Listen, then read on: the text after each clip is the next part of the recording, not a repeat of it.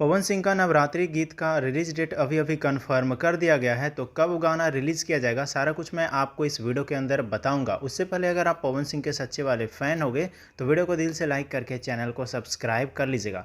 देखिए, पवन सिंह का एक नए गाने का पोस्टर आज से कुछ दिन पहले छोड़ दिया गया था, जिस गाने का बोल है उड़हुल के फूल।